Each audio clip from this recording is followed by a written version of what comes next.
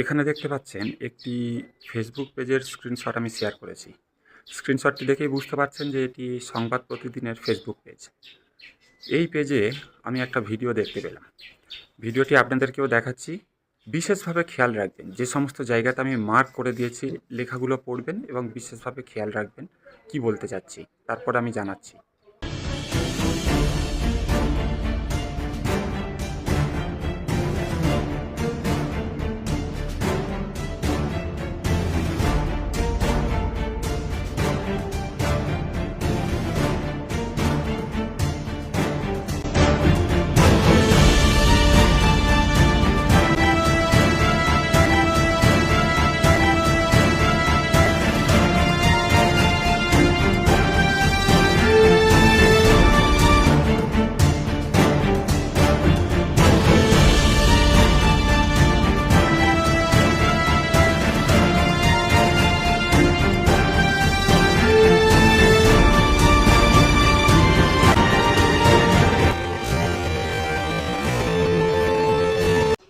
ভিডিওটি দেখে আপনি কি বুঝলেন?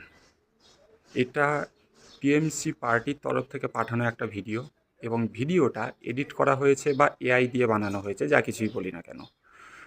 কারণ ভিডিওটিতে যাকে পাথর মারতে দেখা যাচ্ছে তার পাশে যে ব্যক্তিকে দেখা যাচ্ছে, একটা ফ্রেম পরেই, জাস্ট একটা ফ্রেম পরেই তারা পুরোপুরি অদৃশ্য হয়ে গিয়েছে।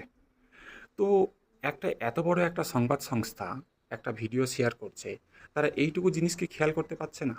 আমার মনে হয় না। আমার মতো একটা সাধারণ ছেলে যদি এইটুকু ভুল ধরে নিতে পারে, তো এত বড় একটা সংবাদ সংস্থা, তাদের এত বড় বড় বিশেষজ্ঞের যে টিম রয়েছে, তারা এইটুকু ভুল ধরতে পারেনি।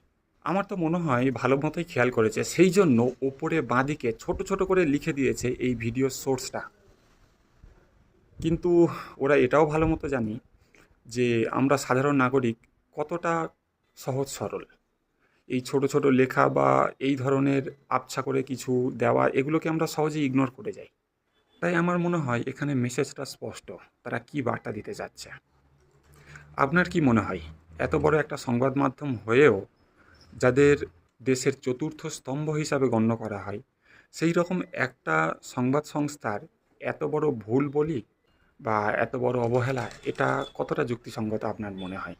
আমি সাধারণত ভিডিও লাইক শেয়ার ফলো এগুলো করতে মানে বলি না, কারণ প্রত্যেকের পছন্দ আলাদা আলাদা রকমের হয়, তো এগুলো বলা সাজে না। কিন্তু এক্ষেত্রে রিকোয়েস্ট করব, এই ভিডিওটিকে শেয়ার করুন, কারণ আমাদের সাধারণ মানুষের জানা দরকার কোন সংবাদ সংস্থা কাদের হয়ে কাজ করছে, অথবা কোন সংবাদ সংস্থার ইন্টেনশান কেমন, তারা কেমন খবর পরিবেশন করছে, বা